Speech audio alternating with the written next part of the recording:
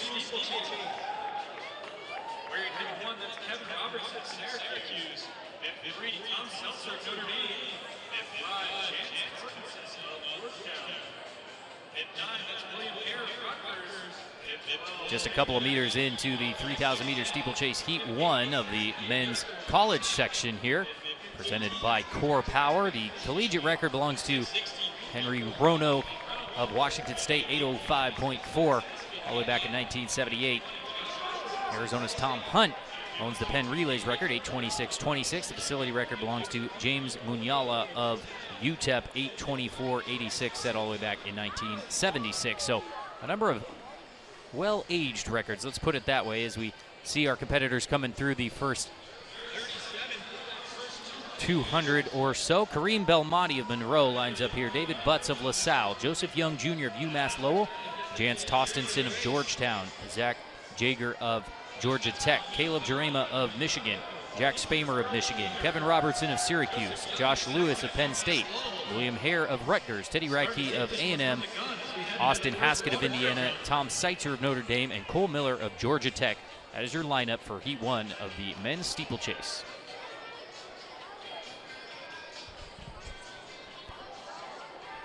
Belmonte of Monroe at the front.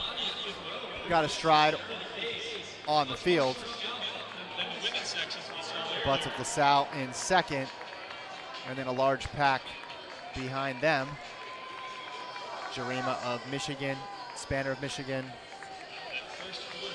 Jaeger of Georgia Tech, Tostenson of Georgetown, all up towards the front of that group. But they were under 70 seconds for that 400-meter segment. Belmonte looked a little bit unsure heading into that barrier. Oh, and almost stepped off the track. I don't know if he just lost track of his steps or the sun was in his eyes. And there's Belmonte still in front. He's run 9:09.40, and at the National Junior College Indoor National Championships, he scored in the mile, the 3K, the 4x8, and the DMR. So a busy day for Belmonte at the Indoor Junior College National Championships. Say that again? How many races did he run? That's a lot of running. Mile. You kept going for a while. I kept going. 4th in the mile, 3rd in the 3,000, 2nd on the 4x8, and 3rd on the DMR. Total up the points there. Busy day, busy day. So he's not going to be afraid of a little bit of a little grind. steeplechase. Yeah, he's not worried about leading early on. Call him a grinder, definitely. And his personal best came a year ago here at the Penn Relays. That was 9:09.40. I think he may be getting pressed here pretty quickly, but still leading the way. Yeah, and he's losing a lot of momentum going into the barriers. Hasn't impacted his place in the pack so far, but you can just see every time he drifts a little bit farther back, and everybody else at the front of that pack is really accelerating out of the barrier. And here's Spamer of Michigan, 8:57, his personal best.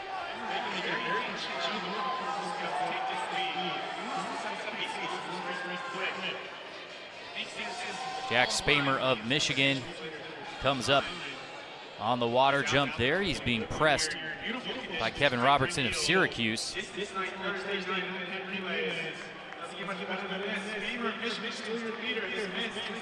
And just a beautiful, beautiful afternoon into the evening here as the sun has come out and is cresting below the iconic buildings here at Franklin Field.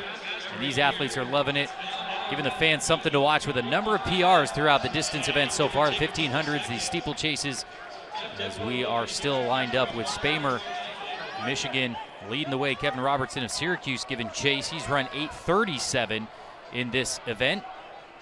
That came this year at the Raleigh Relays, so don't count out Kevin Robertson of Syracuse. He just set a mile PR as well. So he's got some juice in those legs. Robertson stalking his prey in second. They were through 1,000 meters in 2:58.80, which is just a share, a tick under 9 minutes. And the pace has picked up from them.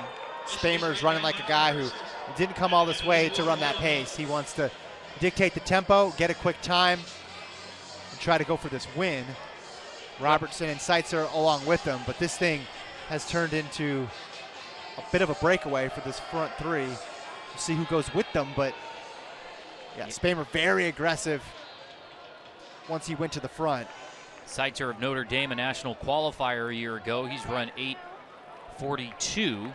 So none of these three up front are afraid of that pace by any means. And it's kind of stuck in no man's land right there is Jans Tostenson of Georgetown. The question he'll have to make in the next 100 meters or so is, does he go with that lead pack, or does he get stuck in the middle of nowhere?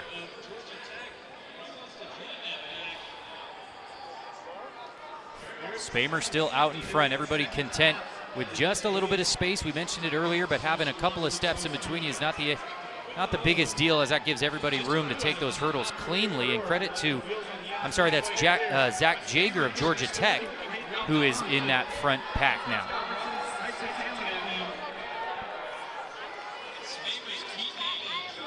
A little bit of a stutter there for Jaeger.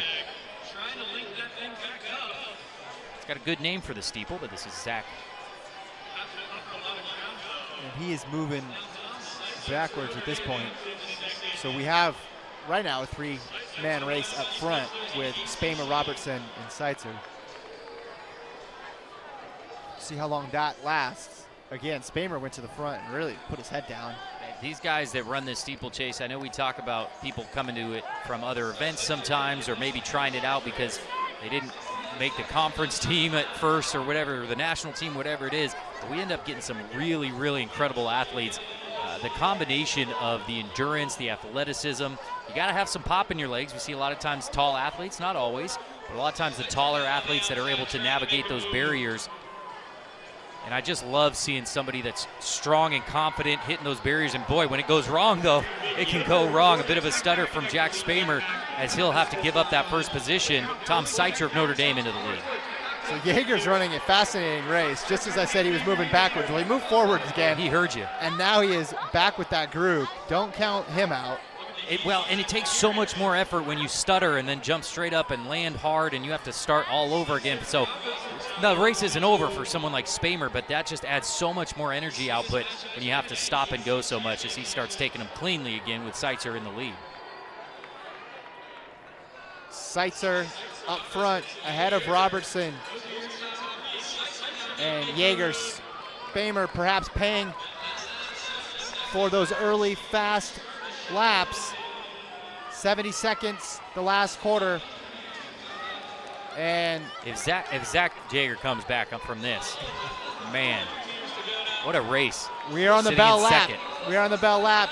Seitzer, Jaeger, Robertson. Who's going to take it? Tom Seitzer of Notre Dame.